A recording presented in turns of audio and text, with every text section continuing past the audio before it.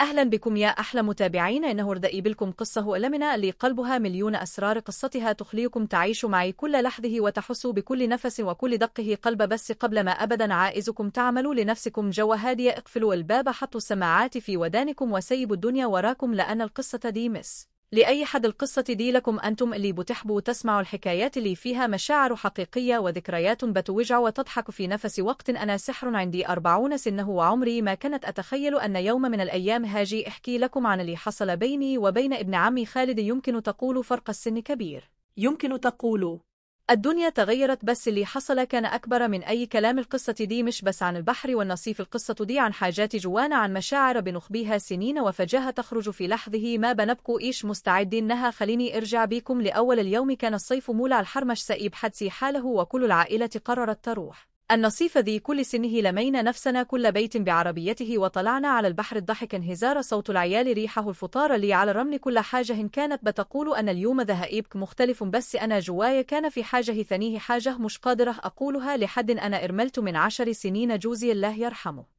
كان كل حياتي، كان راجل بمعنى الكلمة، صاحب جيم وعضلات، وكان دائما بيليني. أحس إني ملكه بعدما مات، قفلت على قلبي وقلت خلاص ما فيش راجل ثاني في حياتي. جالي عرسان كثير بس ولا واحد منهم حسسني بالأمان اللي كانت فيه. بقيت أعيش في بيت أبوياء أربي عيالي وأقول لنفسي كفاية كده. بس اليوم ده وأنا قاعدة عن البحر شفت شباب كثير أجسامهم قويه، ضحكتهم عنيه وافتكرت جوزي. حسيت بفراغ كبير جوايا، حسيت إني وحيده وأنا السنين بتجري وأنا واقفه في مكاني. قمت من على الأكل ومشيت على الشط، دموعي في عيني وما حدش حاس بيا. وفجاه لطيت خالد عمي جا ورايا. خالد عنده 18 سنة بس جسمه أكبر من سنه وطوله زي اللي عنده 25 سنة، غير الجيم ودن دائما ضحكتها على وجهه. هو ابن عمي بس كمان زي أخوي الصغير، دائما بيهزر معي وبيحاول يخرجني من أي زعل. قال لي مالك يا سحر؟ زعلوه لي. حاول اضحك وأقول له ما فيش، بس هو كان شايف كل حاجة في عيني. قال لي أنا شقيفك من الصبح، عينك على الناس اللي في البحر ووشك متغير. سكت شو وبعدين قلت له أنا زعلونه على نفسي، حسست إني كبرت والسنين بتعدي وأنا الاسم لوحدي. خالد قعد جنبي وقال لي أنت الاسم صغيرة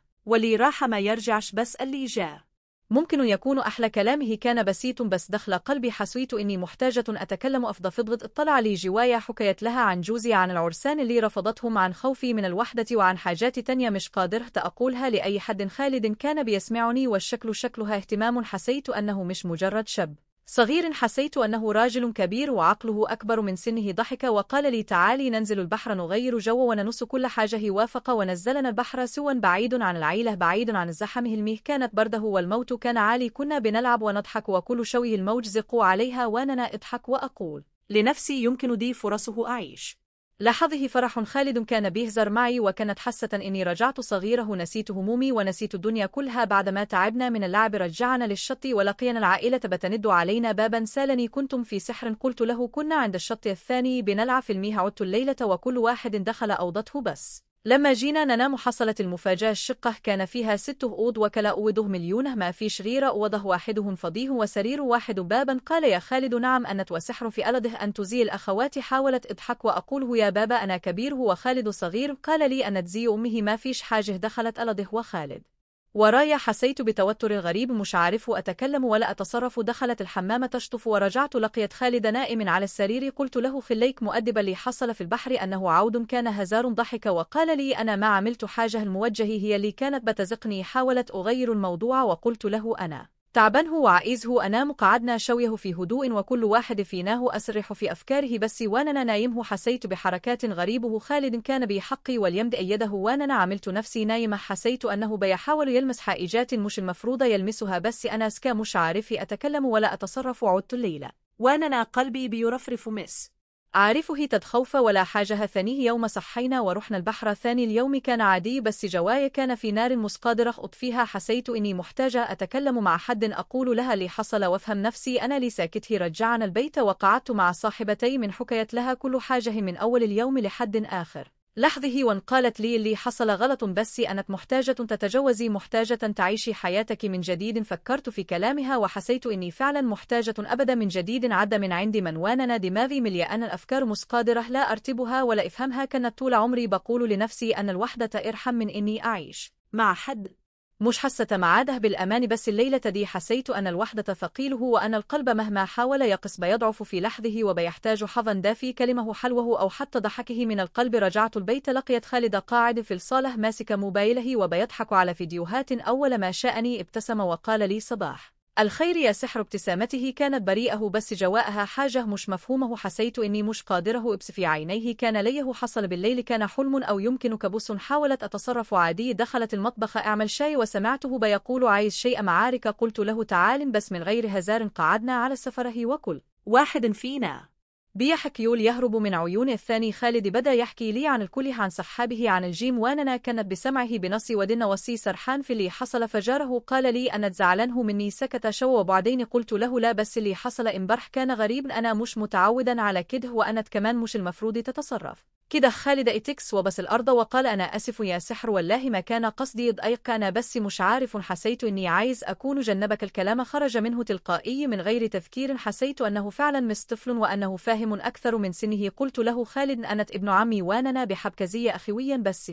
حاجات لازم نعرف حدودها علشان ما نجرحش نفسنا ولا نجرح بعض. خالد هز رئيسه وقال أنا فاهم ومش هكرر اللي حصل. ثاني اليوم عدا وكل واحد فينا كان بيحاول يتصرف طبيعي. العائلة كلها كانت بتجهز للرجوع من النصيف والضحك والهزار. رجعوا ثانية، بس جوايا كان صح حاجة اتكسر أو يمكن حاجة اترت من جديد. بقيت أبص على خالد بنظره مختلفة، مش بس ابن عمي ولا حتى شاب صغير. بقيت أشوف فيه راجل ممكن يكون سند أو يمكن يكون بدايته جديدة. رجعنا البيت وكل واحد دخل أوضته. أنا قعدت على السرير وبصيت في المرايا، شفت نفسي وشفت السنين اللي عد وشفت كمان البنت الصغيرة اللي جوايا، اللي لا سبت حال بالحب ولا سبة تدور على حظ يطمنها. سيلت نفسي هو أنا فعلا ممكن أبدا من جديد؟ هو فرق سنده في وشي ولا ممكن آدي نفسي فرصه ثاني تعني رون؟ صحيت على صوت خالد بينادي عليا. كان جئيب فطار وبيقول لي يلي يا سحر الفطار جاهز. ضحكت وقلت له أنا بقيت شاطرة أو في المطبخ؟ قال لي تعلمت منك ومن ماما. قعدنا نسترسسون والجو كان هادي بس في دفء غريب. حسيت أن البيت مليون حياه وأن الضحكة اللي كانت غيبه ترجع ثاني. بعد السطار خالد قال لي تعالي نتمشى ويا على ذي كورنيش. وافقت وخرجنا سوا.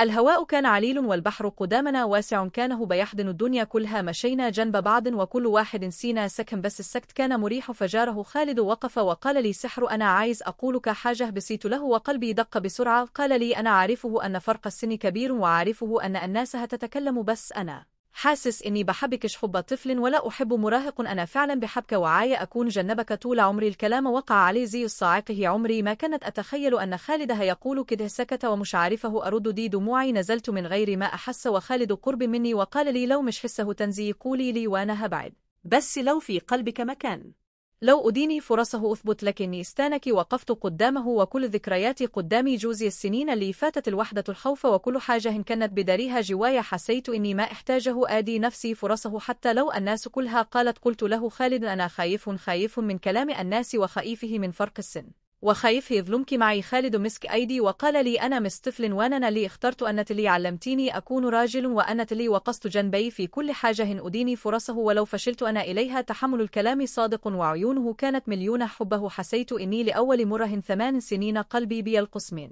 الفرح. قلت له خلينا نمشي خطوة من غير استعجال. لو ربنا كتب لنا نكون مع بعض يبقى نصيبنا، ولو لا يبقى على الأقل حاولنا. رجعنا البيت وأنا جوايا أمل جديد. بقيت أبس على الحياة بنظره مختلفة وأقول لنفسي يمكن فعلا يكون في فرصه ثاني، ويمكن الحب يجي في أي وقت حتى لو بعد 40 من يومها. علاقتي بخالده تغيرت. بقينا نقرب من بعض أكثر، نحكي ونتكلم ونضحك على حاجات بسيطة. بقيت أحسه أن البيت منور وأن الضحكة تبقت أسهل. عرت وبدأت تلاحظ التغيير. ماما سالتني أنا وخارج سي أي بينكم؟ ضحكت وقلت لها ما فيش يا ماما، إحنا بس بقينا قريبين من بعض. ماما بصت لي وقالت خذي بالك من نفسك وخذي بالك من قلبك. كلامها كان في خوف بس كمان في دعوه الفرح. مرت الأيام وخالد صد جنب مني كان بيشجعني أخرج وأعيش وأضحك. بقيت أحس إني صغير وأن الدنيا لسهم فيها أمل. وفي يوم خالد جاب لي هديه صغيره وقال لي دي عشنة تتكري إنك لسم جميله ولسه فيك حياه. فتحت علبه لقيت فيها سلسله بسيطه وعليها قلب صغير. دموعي نزت وحسيت إني فعلا السعايش. وفي يوم جالي عريس جديد، واحد من قرايبنا، راجل محترم وعنده شغل كويس. العيلة كلها فرحت وقالوا لي دي فرصه لازم توافقي، بس أنا كان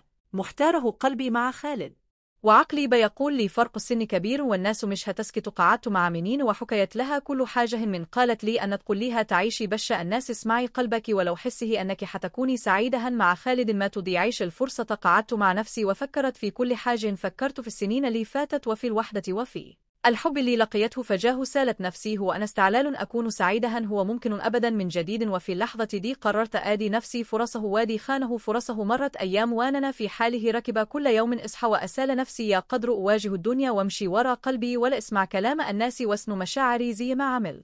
سنين طويلة خالد كان دائما موجود بيحاول يطمني يضحكني يخليني أحس أن الدنيا نسم بخير. وفي يوم قررت أتكلم معه صراحة من غير ولا دوران. قعدنا في البلكون الهواء بيعدي على وشنا والليلة هذه قلت له خالد أنا مش صغيرة وعرفت أن الدنيا مش سهلة لو مشينا في الطريق ده هنتعب وهنسمع كلام كثير. أنت مستعدة أن تتحمل ديك؟ لا خالد بس بعني اللي فيها أسرار. وقال أنا مستعدة أتحمل أي حاجة بس أهم حاجة تكوني معي. أنا مش شايف غيرك ومش فارق معي الناس تقول إيه إحنا اللي هنا من حياتنا. مسهم الكلام دخل قلبي زي البلسم. حسيت إني مش لوحدي وأن في حد فعلا شايفني بيحبني زي ما أنا بكل ضعفي وقوتي. قلت له أنا كمان بحبك يا خالد بس محتاجة الوقت، محتاجة أن أتعلم أعيش من جديد واصدق أن في أمل بعد كل اللي فات. خالد مسكن أيدي وقال أنا هنا ومش هسيبك خطوة خطوة وإحنا مع بعض من اليوم ده. بدأت أعيش كل يوم كانه هديه بقيت اضحك من قلبي. أخرج مع خالد أتكلم معها عن كل حاجة حتى العيلة. مع الوقت بدأت أتقبل فكره ما قالت لي لو أنت سعيده أنا كمان سعيده. حسيت أن الدنيا بتفتح لي باب جديد، باب مليان نور وأمل. وفي يوم خالد جاب لي بطيخ كبيره وقال لي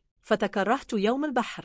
يوم ما كانت زعلونه وأنا حاولت تضحك ضحكت وقلت له فأكره وعمري ما هنسى اليوم ده كان بداية كل حاجة. خالد قال لي كل يوم معك هو بدايته جديده. أن تعلمتيني أن الحب ما إلوش سن وأن السعادة ممكن تجي فجاهه حتى لو بعد سنين من الوحدة. الكلام ده نمس قلبي وحسيت إني أخيرا نقيت اللي كانت بدور عليه مش بس حب لكن كمان أمان ودفء وشخص يقدرني ويشفني زي ما أنا. بقيت أقول لنفسي يا ريت كل واحده في سني تعرف أن الحياة لسها فيها فرص وأن القلب لو دق من جديد لازم نسمع له. وفي نهاية القصة عائزه أقول لكل واحده بتسامعني ما تخافيش من الحب ولا من كلام الناس. اسمعي قلبك وعيشي حياتك زي ما تحبي. السعادة مش مرتبطة بأسن ولا بشكل بكلام الناس. السعادة قراع وأنك اللي تقدري تختاريها. لو عجبتكم القصة ما تنسوش تشتركوا في القناة وتفعلوا زر الجرس وتسيبوا لي رأيكم في التعليقات. ولو عندكم قصص حقيقية تزيد زيدي ابعثوها لي يمكن اختارها واحكيها في الفيديو الجاي. واوعوا تنسوا الحياة قصيرة وما تستيلش نضيعها في خوف أو ندم. عاشوا وأحبوه وافتحوا قلبكم للفرح. أنا سحر ودين. كانت قصتي مع ابن عمي خالد. قصة بدأت في البحر وانتهت بأمل جديد. أشوفكم في قصه جديده وحكاية تنتني من حكايات الحياة بأي